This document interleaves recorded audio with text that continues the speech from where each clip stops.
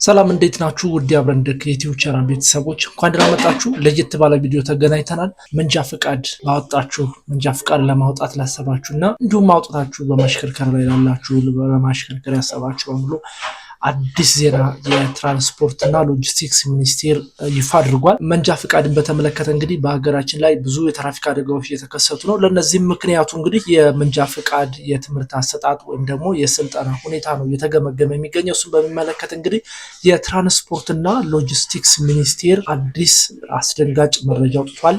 ሁሉም አሽከርካሪ ወይም ደግሞ ሁሉም መንጃ ፈቃድ ማውጣት የሚፈልግ ሰው መጀመሪያ የሲኦሲ ወይም ደግሞ የብቃት ምዘና ፈተናን መውሰድ አለበት ብሏል። ይሄም በዚህ ዓመት እንደሚጀምር ነው የተነገረው። ይሄ በጣም አስደንጋጭ ነው።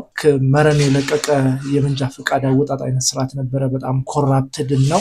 እንዲሁም ደግሞ ማሰልጠኛ ተቋማት በጣም በስተዋል። አሰጣጡ ትንሽ ችግር ነበረበት። እሱን በሚመለከት እንግዲህ ሲገመገም የኖረ መሆኑን እናውቃለን። ስለ መንጃ ፈቃድ አይነቶች ወይም ደግሞ የአሽከርካሪ ባህሪ፣ ስነ ባህሪ፣ ዲሲፕሊን፣ የመኪና ባህሪያቶችን ወይም ደግሞ የመኪና ክፍሎችን በደንብ ሳናውቅ መንጃ ፈቃድ የምናወጣ በጣም ብዙ ነን እና ይሄ ነገር በጣም አሪፍ ነው ብዬ አስባለሁ። የመንጃ ፈቃድ ለማውጣት እንግዲህ ቀላል አይሆንም። ኮርስ ወስደን እንዲሁም ደግሞ የሲኦሲ ብቃት ምዘና ተፈትነን ነው መንጃ ፈቃድ ልናወጣ የምንችለው ወይም ደግሞ የምናሽከረክረው።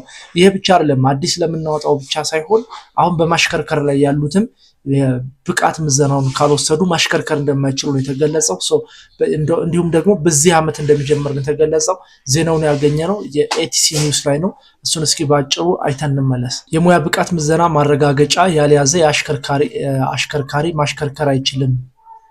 ሚኒስቴሩ ከያዝነው ዓመት ጀምሮ በሀገር አቀፍ ደረጃ የአሽከርካሪዎች የሙያ ብቃት ምዘና እንደሚጀምር የትራንስፖርትና ሎጂስቲክስ ሚኒስቴር አስታወቀ። የብቃት ምዘናውን መስጠት ያስፈለገው 83 በመቶ በሀገሪቱ እየደረሰ የሚገኘው የትራፊክ አደጋ ከአሽከርካሪዎችና ተሽከርካሪዎች ጋር የሚያያዝ በመሆኑ ነው ተብሏል። ይህንን ተከትሎም በዚህ ዓመት ከያዝነው ስራ ላይ ባሉ አሽከርካሪዎች እንደሚጀምር የትራንስፖርትና ሎጂስቲክስ ሚኒስቴር ዲኤታ አማካሪ አሰፋ አዲስ አረጋግጠዋል። በዚሁ መሰረት በህዝብና ደረቅ ጭነት ከ1 እስከ 3 ባሉ ደረጃዎች እንዲሁም ከፈሳሽ 1 እስከ 2 አሽከርካሪዎች የሙያ ብቃት ምዘና እንደሚሰጥ አብራርተዋል። የሙያ ብቃት ምዘና ከመሰጠቱ በፊት ለአሽከርካሪዎቹ የሙያ ስልጠና እንደሚሰጥም አስታውቀዋል።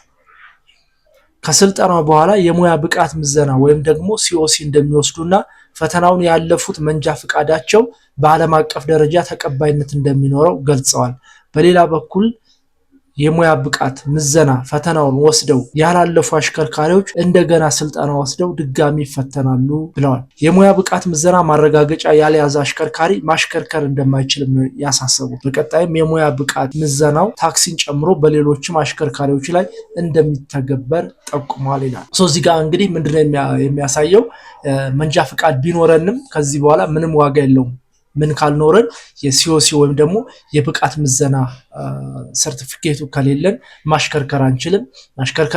በማሽከርከር ላይ ላሉት ሁሉ ነው የወጣ አዲስ የምናወጣም ከዚህ በኋላ መጀመሪያ የሲኦሲ ወይም ደግሞ የብቃት ምዘናውን ማለፍ ይኖርብናል ማለት ነው።